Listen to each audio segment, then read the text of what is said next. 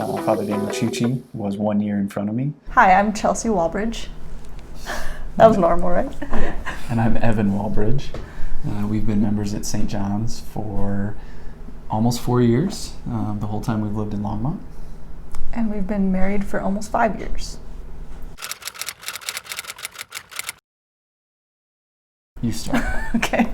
We met during freshman orientation at CU Boulder when we were starting our college careers there.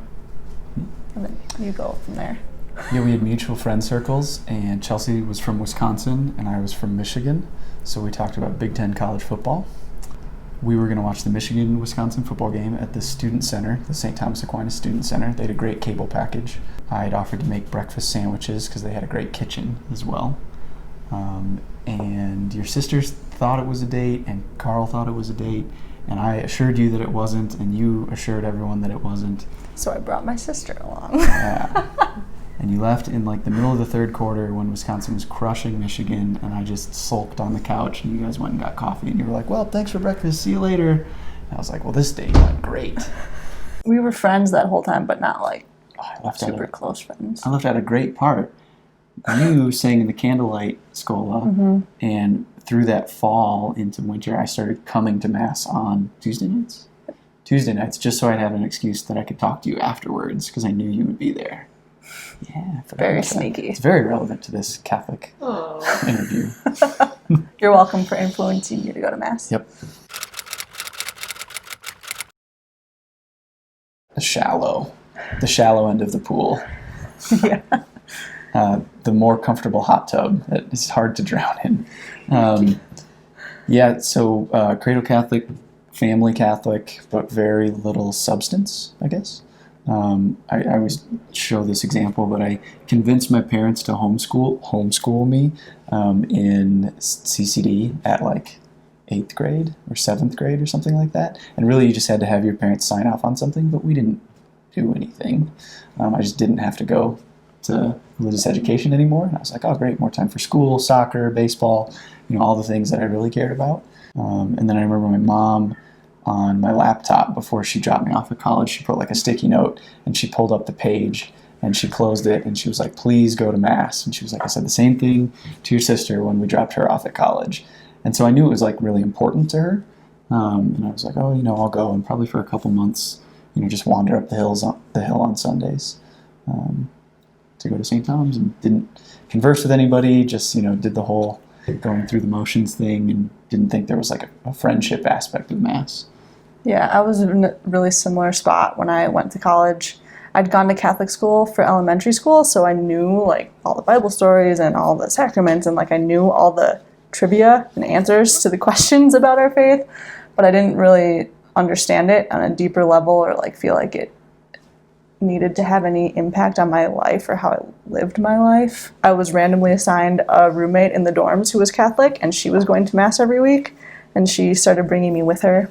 And so I started going there, and then one of the priests there, I think I've talked to you about him before, but Father Peter Musset is a priest at St. Thomas Aquinas. He still is the pastor there. And I would go to Mass, and he would just like have this joy about him, and just he was living this very radical life in Boulder compared to what you typically think of when you think of like people living in Boulder and, on a college campus.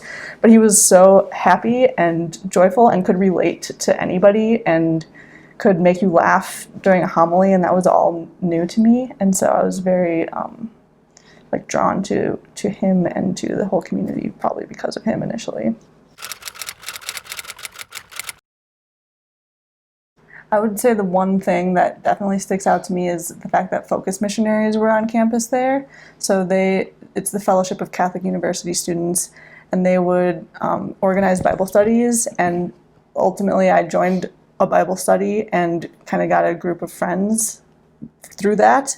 And by getting to know them and just kind of digging deeper into my faith, that's definitely the biggest influence. They were just these really easy continuations of, like, they had the Buffalo Awakening retreat and student suppers and these other things, and it was a really easy transition into something of like a deep faith. But like I said, they had like a great cable package, so I could watch hockey games in between classes, and Just, I don't know, little things. It was easy to get in touch with people.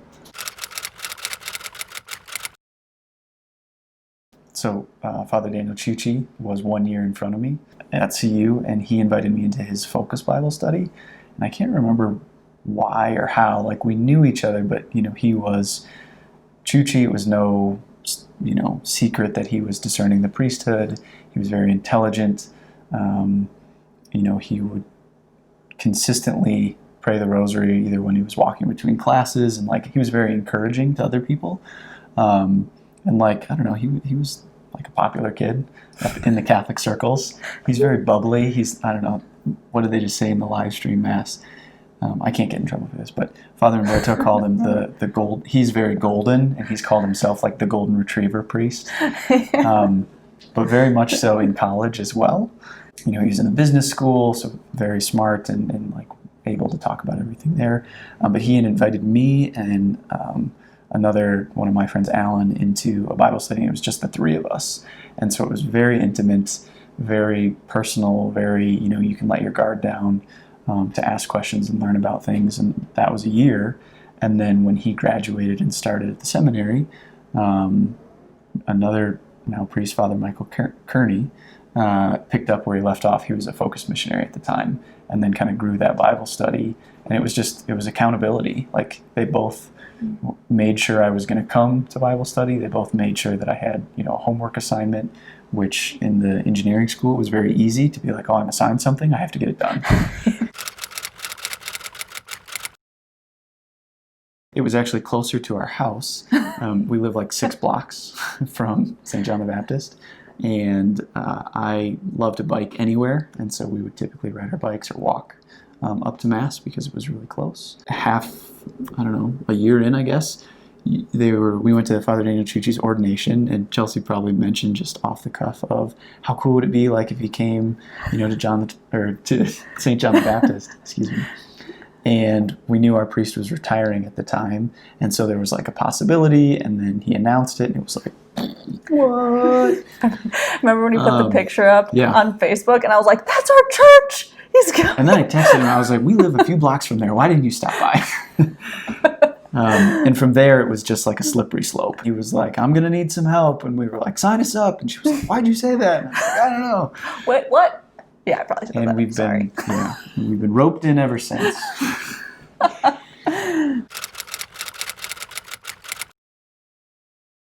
So we're involved with youth group. We're on the core team for youth group. We both have time slots in perpetual adoration. I forgot. 4 to 5 a.m. Yep, we alternate. Which I mentioned that I don't like to get up early, right? I'm just total zombo on Thursday nights.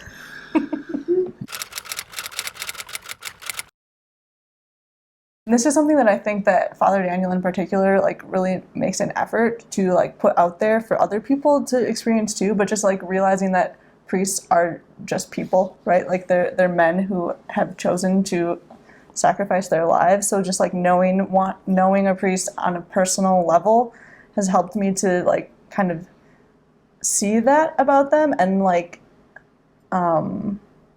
know that they're there with their own lives and desires and struggles and strengths. Just kind of understanding that they're human. I always kind of pictured priests as these as the same way I picture saints, right? People who just don't make mistakes and have never made mistakes and just so much holier than I am. And they are the priests I know are all much holier than me for sure, but just knowing that they're not perfect. The big change with Father Daniel was he was my first year is in spirituality, and that's where I just have to learn as much as I can. The next couple of years as he went through, he said, this is what the focus is for this year, and these are the classes that I'm taking, and we kind of compare what I was doing at work or what he was doing at the seminary. And then 7 years after taking 4 years at CU, the fact that he wanted to continue challenging himself and learning and then continue to share about it was something that impacted me forever. So it was really kind of a behind the scenes look at seminary where it just kind of found its way into our lives. I love that I could invite him over for steak dinner anytime, and he will definitely say yes. I love his. I'm going to interrupt you. Yeah. Sorry. I love his sense of humor, and like some of the jokes that he cracks are so funny. He's got me laughing a lot. Some of the Latin mass parts that he says, you can tell how reverent and like how passionate he is about them, and that's just like we sort of bonded over the Latin Schola Mass that Boulder had, and that's just kind of a similar tie that he has some things there that are clearly important to him, and so that always kind of like strikes a chord with me. I definitely appreciate too like how much effort he put into getting the Perpetual Adoration Chapel started, and like bringing in statues and trying to make the church like building physically, like aesthetically more reverent and sacred. It makes a big difference in the people when like it's like a special and unique place for worship that's different than all the other places that they go. So I definitely like appreciate all that effort too. I'm going to go with Saint Jose Maria Escriva.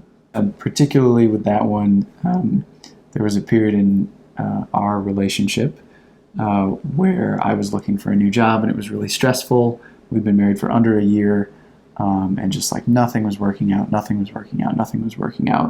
And then we did a novena to Saint Jose Maria, and it was something I'd been exposed to from John the 23rd with Opus Dei, and like didn't get super into it, but I was like, oh, this is like a really cool saint that has to do with like the value of the work that you do, and that was something that I had spent so much time and effort into of my career and things of that, and so that one was really important, and then that led me to kind of more of a devotion to Saint Joseph as far as like as a carpenter and a worker and the value of your work that you put in. And then also on a path towards being a better husband and future father. Those things all play together. But all right, I'm going to give you two favorites too.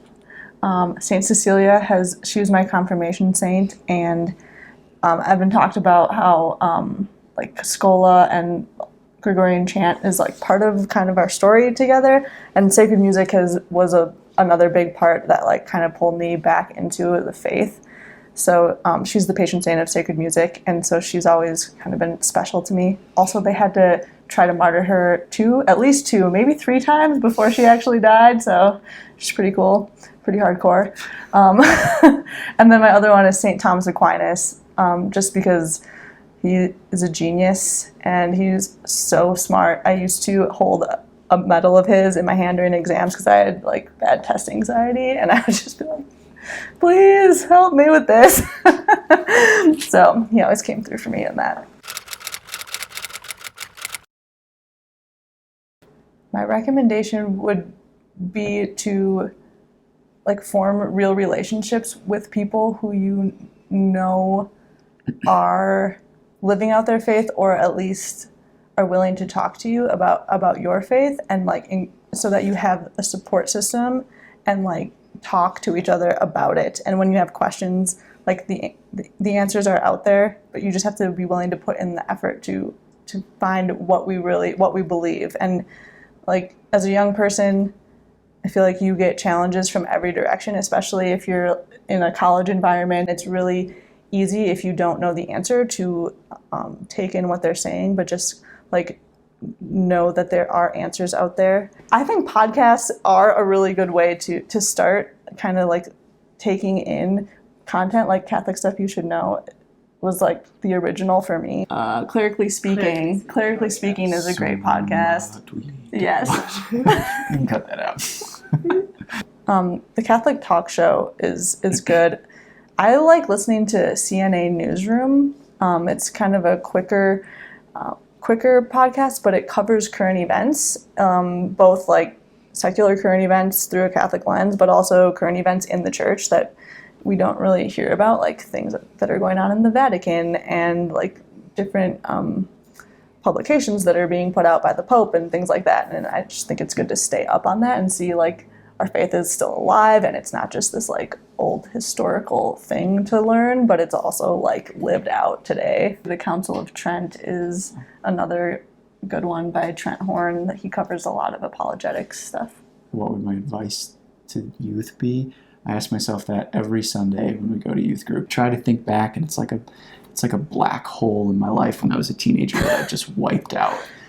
But adult me thinks there's a lot of good ideas out there that they should do, like establishing a routine and making, their faith a part of that, or like, finding the value of silence, to actually just like unplug, and, whether that's, going for a run, or, just unplugging from electronics and just having time quiet with your own thoughts and dedicating that time, or if that's finding the value of silence, and then you'll actually hear, kind of what prayer is leading you to. You're never going to hear it if you're not quiet.